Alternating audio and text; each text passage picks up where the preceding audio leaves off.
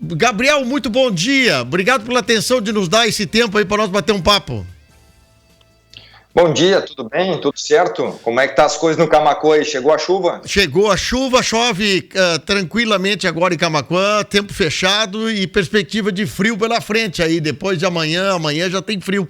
Mas a grande preocupação, Gabriel, e eu acho muito legal tu poderes conversar conosco, porque o Rio Grande do Sul vive já um problema, tivemos um problema de seca esse ano que foi terrível, quebra de 50% na soja, fumo e tudo mais. E se aproxima do Rio Grande do Sul e Santa Catarina uma grande nuvem de gafanhotos vindo da Argentina. Ontem a ministra Tereza Cristina se manifestou também a respeito desse assunto, que estava em alerta e agora foi decretado, então, situação de emergência fitossanitária. Nós estamos também colocando a imagem dessa nuvem que está sendo acompanhada pelos países vizinhos e eu queria que tu explicasse para nós, Gabriel, esse tipo de emergência fitossanitária, ela realmente traz um perigo imenso para a agricultura brasileira, hein? Com certeza, né? Apesar de não ser algo muito comum aqui no Brasil, mas para quem viu as imagens aí é devastador por onde passam esses gafanhotos aí. E essa nuvem em especial, que ela está hoje na província de Corrientes, na Argentina, sim, ela tem 10 quilômetros de extensão e tem 40 milhões de gafanhotos, é uma estimativa aí. Então, você tenta imaginar aí uma nuvem com 10 quilômetros de extensão, né? O tamanho dela e esse animal em especial, eu não sou um especialista disso, mas ontem eu pude conversar com 2 entomologistas que nos falaram o seguinte: o que ele vê pelo caminho que for vegetal, eles comem. Sim. Né? Então, ele vai pousando... eles fazem deslocamento, param e onde eles param, eles comem tudo. Aonde sentar, onde pousarem, come o que tem de verde. Come o que tem de verde, né? Então a gente viu algumas imagens de lavouras aí de milho, até acho que era mandioca na Argentina, e realmente é devastador. Então por isso que nos preocupa muito, e que bom, por isso eu perguntei da chuva, né? Que bom que tá chegando a chuva e o frio, que isso pode fazer eles desviarem do Brasil. Eu tava vendo agora Montevidéu tá com 11 graus, Buenos Aires 9 graus, e vem vento, e provavelmente vai entrar esse frio graças a esse vento que traz o frio também de lá para cá. Bom, mas como é que a aviação agrícola, como você já me disse ontem, eu falei com outros colegas teus, como é que a aviação agrícola pode entrar nesse processo junto ao Ministério da Agricultura? O que o avião agrícola pode fazer nesse momento? Maravilha. Primeiro dizer que não existe um plano de contenção no Brasil. E ontem a gente teve a experiência da Argentina, conversando com o governo argentino e com o pessoal da aviação agrícola argentina, que lá é muito comum, isso tem todo ano. Sim. Então existe um plano integrado na Argentina, e é isso que a gente quer fazer no Brasil. Sim. A partir desse decreto, dessa portaria de emergência fitossanitária, agora a ministra nos informou há pouco aqui, por isso que eu até estava no telefone enquanto estava me chamando aqui, vai ser montado um plano de contenção no Brasil, onde a aviação agrícola vai fazer parte.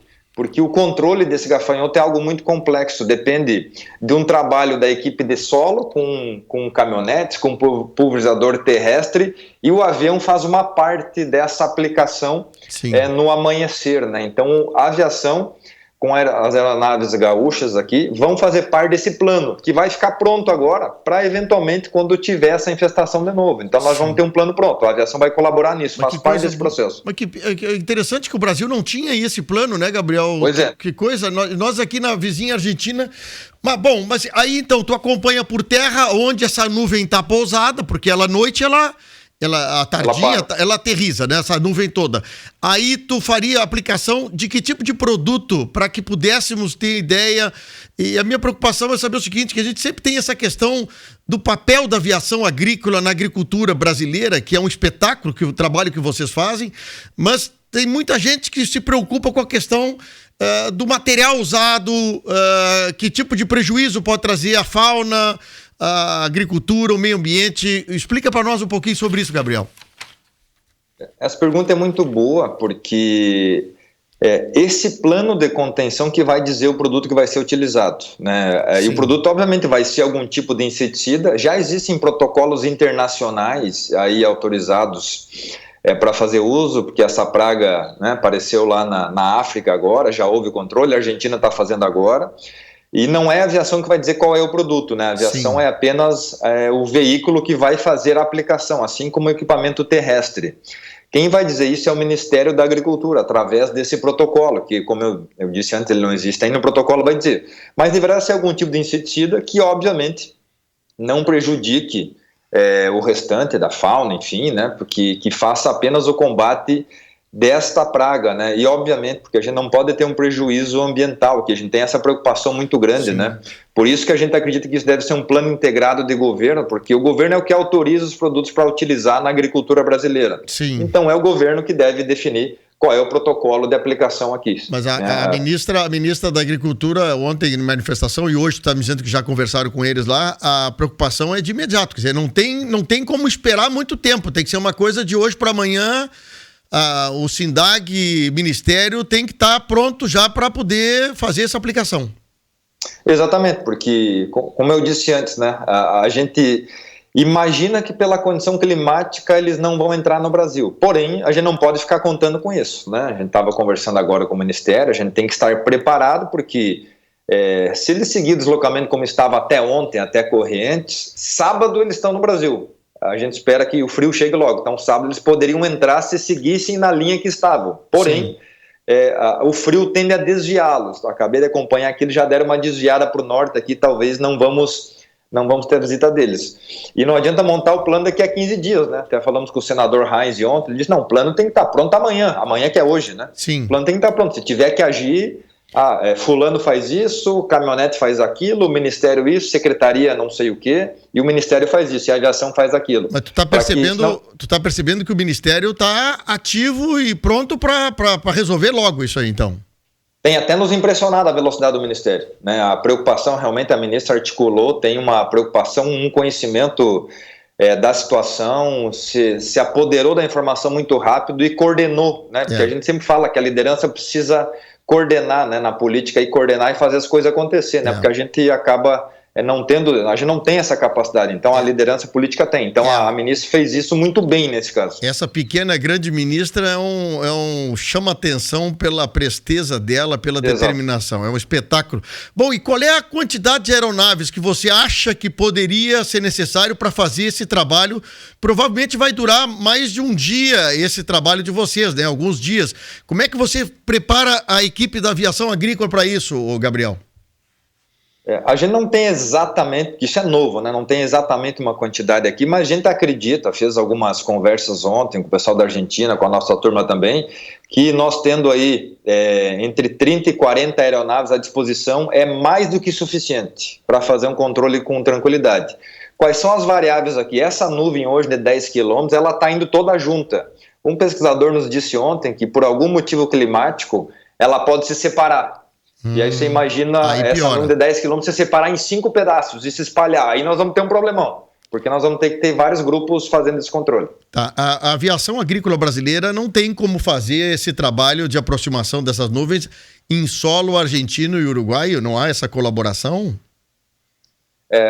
A burocracia de um tamanho tão grande para entrar um avião brasileiro para fazer esse trabalho na Argentina que nós vamos levar pelo menos 3 meses para fazer isso. Não, eu estou falando assim num caso de importante, né? Não estou falando de um caso de urgência, né?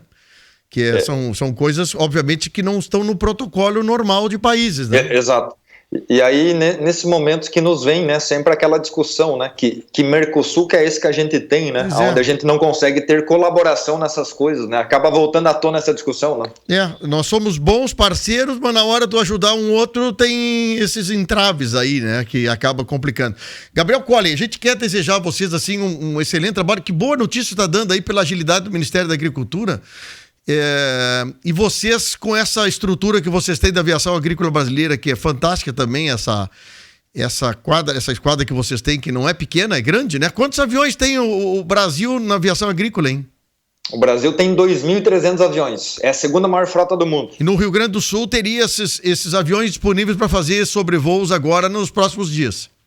Exato, e a parte boa, né, que a maioria dos nossos aviões no Rio Grande do Sul, uma grande parte deles estão na região da fronteira, que é a região aí onde a gente tem muitas empresas de aviação, então até o acesso está muito fácil, né, e agora está na entre safra, né, então é mais fácil ainda. Mais fácil ainda. Gabriel Colli, diretor executivo do SINDAG, obrigado, bom trabalho, e qualquer novidade vai nos comunicando aí, por favor. Com certeza, mantemos o contato, bom trabalho aí, um abraço pro pessoal da Acústica aí. Obrigado, um abraço. Um abraço também, até mais. Aí, ó, 9h46. Eu quis trazer esse assunto à tona porque o que foi mostrado na terça-feira, um vídeo aqui da Acústica sobre o gafanhoto, tem aí de novo, Yuri? É um negócio assustador. É assustador. É como se... A gente acha que é uma nuvem, né? De gotículas d'água, mas não, aquilo ali é nuvem de gafanhoto que nós estamos vendo, ó. A densidade daquela parte cinza são os gafanhotos se aproximando das lavouras. É um negócio... E ontem eu estava vendo o tamanho dos gafanhotos. Não é um gafanhoto pequenininho que nem os nossos que a gente conhece, assim, o grilo, viu, Yuri? É um negócio de uns 8, 10 centímetros de comprimento, E como disse o Gabriel, eles dizimam uma lavoura se a hora que se pousar. Olha só, olha o filme que está passando aí. Se é a aproximação da nuvem essa. Os carros circulando numa estrada, vicinal ali da Argentina. E eles, em determinado momento, eles vão se assentar em alguma lavoura.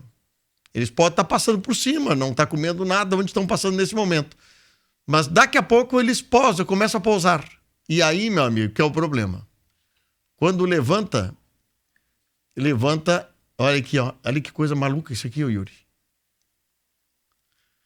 Então, o trabalho da aviação agrícola, que nós estamos chamando a atenção pela importância da aviação agrícola, é justamente isso. É que no amanhecer, quer dizer, no raiar do sol, antes que os gafanhotos decolem, os aviões sobrevoam sobre eles, colocando um inseticida que possa dizimar boa parte dessa nuvem. Se chega isso aí numa lavoura, tu imagina o que acontece. É a mesma coisa que essa tal da formiga cortadeira, né? Que a gente não dá bola, que bonitinho, um carreirinho de formiga, carregando umas coisinhas verdes nas costas das formigas. 2 dias depois tu não tem mais nem a planta, nem o rastro da planta. Obrigado aí ao Clóvis Rodrigues aí que me sugeriu a entrevista e nós já cumprimos aí a sugestão do ouvinte. Muito legal. Obrigado, Clóvis.